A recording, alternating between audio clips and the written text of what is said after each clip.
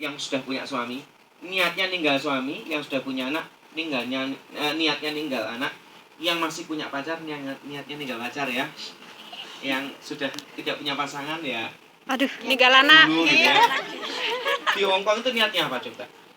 Ini kita ngurusin dulu soalnya gitu loh. Kita mohon maaf ya, kita ngurusin niat dulu, jangan sampai mohon maaf ya. Bukan saya kok sok luwih bener, luwih hebat. Udah, saya ini banyak salah juga ya namanya manusia. Tapi coba kita luruskan dulu, niat kita dulu ke Hongkong, ke Makau ya, sebagian di Makau, niatnya apa? Nomor 1 adalah mencari kesejahteraan, memperbaiki nasib, betul ya. Nah, saran saya jangan sampai udah masuk sini malah jeglong. Berkali-kali, Mbak, sampai di sini berapa tahun? 20. Loh, 20 harusnya sawahnya 10 hektar. Gajinya aja 8 juta kalau kurs rupiah kira-kira. 7 juta, 8 juta. Waduh, itu di Indonesia udah gajinya pegawai bank kelas tinggi. Mohon maaf ya, sarjana loh di Indonesia. Gajinya 600, 1 juta, 1,5 juta. Nah, jenengan gajinya gede, 4.000 dolar. Ya kira-kira 7 jutaan lah kira-kira ya. 4.000 ya. 4.000 ada 5.000.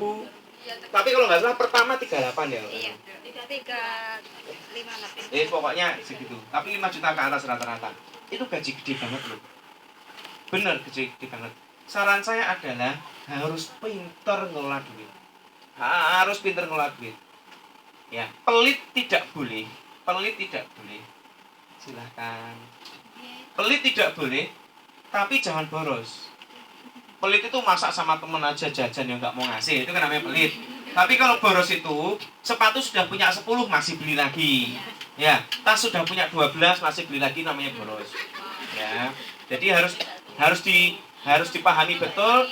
Kalau memang ini kebutuhan, silahkan beli. Tapi kalau nggak butuh, nggak usah beli. Ya, benar-benar kalau sana saya apa? Hemat.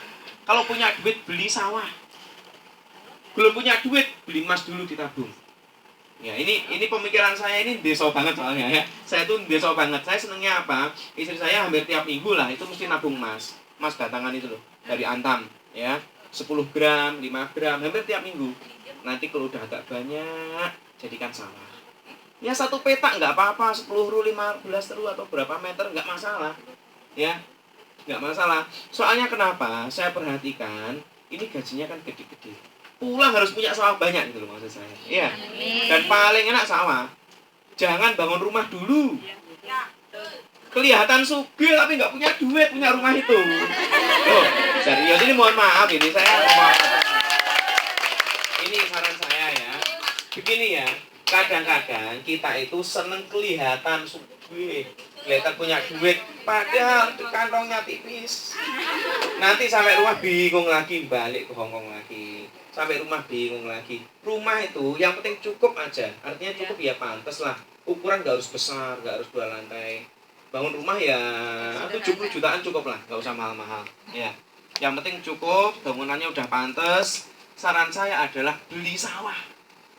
Harga sawah naik terus. Sawah ditanami bisa berhasil, kalau nggak ditanami bisa disewain, tetap dapat duit dan harganya naik.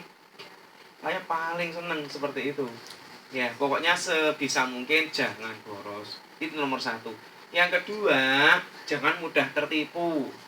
Begini dan sebagainya. Nanti pinjam bank, ngapain pinjam bank? Nggak usah. Ya. Wah, setuju, nggak usah. Udahlah ya, nggak usah. Oleh karena itu, ini karena semua sudah member, saya cerita belak-belakan seperti ini. Ya, karena saking sayangnya sama satu semua saya sayang ini ya. Semua sayang, semua sayang. Ya. Loh, serius loh. Ini saya, ya ini dengan tim dari teman-teman Mbak Jarwati CS kan belum begitu lama kenal ya.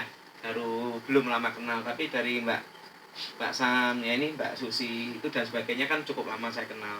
Saya dari dulu tidak pernah menganjurkan cara-cara yang memang cepet tapi kemarin jeplok itu enggak pernah ya. Kenapa? Karena saya ikut sedih kalau teman-teman sedih itu sedih banget ya. Tapi kalau teman-teman berhasil, wah betul itu. Saya nanti yang orang pertama nangis nanti di panggung. Wah itu tim kita hebat sekali. Ya. Nah oleh karena itu mari kita bersama-sama pada pagi hari ini kita belajar bersama termasuk saya bagaimana cara kita menjalankan FKSI dengan cara yang sederhana tapi memang hasilnya besar, gitu ya. Nah, nomor 1 yang perlu diingat, tujuan di FKSI adalah nomor 1 supaya sehat. Nah, ini perlu diluruskan bersama ya. Tujuan nomor 1 supaya sehat. Kenapa supaya sehat? Karena memang menurut saya pribadi produknya bagus. Saya berkali-kali membandingkan gitu ya dengan produk lain, dengan saya dulu pernah ikut yang lama, produknya bagus. Dan teman-teman semuanya di Hong Kong termasuk Makau kemarin ya, kemarin pas lagi siang-siang ya sama teman-teman di Makau, nggak sengaja ya ngecek orang ya dapat produk gitu ya. Betul ya. Jadi hampir semua orang yang kerja di luar negeri itu rata-rata kurang tidur. Yang kedua, stres. Takut suaminya diambil orang soalnya. Aku belum punya. Oh, enggak punya. Pacarnya. Berikutnya apa? Jadwal makannya enggak teratur. Hampir semua seperti itu, sehingga kebanyakan dari kita gampang sakit. Gampang sakit. Saya cerita seperti ini tadi ya, ada Mbak Tini ya. Ada Mbak Tini cerita, Pak, saya barusan nganter orang pulang loh. Nganter pulang gimana? Orangnya sakit diabetes, apalagi tadi?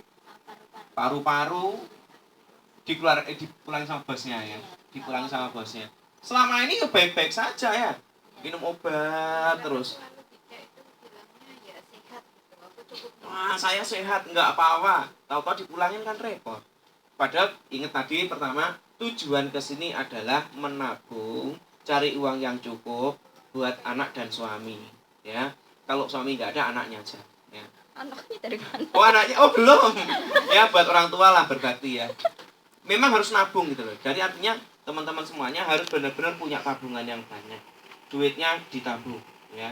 Dolar semakin turun ini. Kemarin 17, berapa? Sekarang 16,8. 90 ya, agak turun. Nah, mumpung dolarnya tinggi ya ditabung pakai BCA atau apa Bank Indonesia aja rupiah. Ya, nanti kalau turun-turun kan terasa banget ya. Nah, jadi nomor 1 tujuannya adalah yang penting sehat dulu. Sehat saja itu sudah bagus. Terus apalagi begini, kita ini kan tenaga bisnis.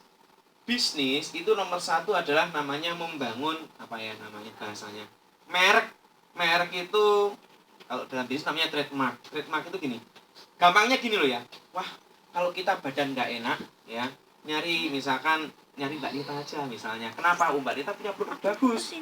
Wah, kemarin pokoknya kalau lagi kita itu nggak enak badan nyari Bu Sri aja. Jadi bagaimana caranya kita membangun merek bahwa orang itu seneng sama kita, kemudian cocok langganan. Itu nomor 1 harus punya. Nomor 1 harus punya. Nah, itu akan terjadi kalau teman-teman semuanya melayani orang dengan baik, melayani dengan benar-benar ramah, melayani dengan tulus. Ini contoh saja, ini contoh. Saya dari Jogja ke Solo, hanya nganter 1 botol produk. Saya jalani dari Jogja ke Solo, nganter hanya 1 botol. Jauh banget, bensin berapa? Saya pakai mobil. Ya, belum beli makan. Dia minimal mesti minum. Itu nggak cocok itu. Wah, banyak itu bensinnya berapa? Saya pakai sedannya boros. Mahal di perjalanan. Tapi apa yang kita cari? Bukan sekedar keuntungan uang. Tapi ketika dia puas dengan layanan kita, mesti nyebar. Alah, karena lo mbak beli itu, orangnya jauh-jauh lo mau nganter, lama-lama belinya banyak. Dan bukan hanya itu, kadang-kadang rezeki kita tidak lewat sini, tapi kadang lewat lain. Betul nggak kira-kira? Nah, jadi sebisa mungkin di FGC ini, ayo kita layani, jangan kecewakan orang. Kalau saya banyak belajar dari Pak Iwan dan Pak Purno, kita harus the power of giving. Ya, jadi pokoknya melayani aja. Jadi kalau orang sudah seneng, wah mbak ini loh, ini orang FSI, ramah nggak kayak kaya. Oh, jadi nanti kalau kamu beli produk, oh iya, silakan. Iya.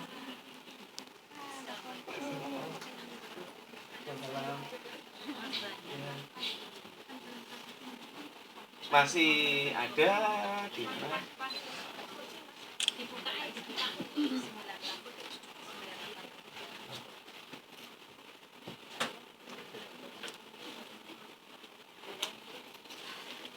Geser dikit. Nah, mepet dikit. Geser. Sini majuin dulu ya. Sini maju. Share yang masih bisa.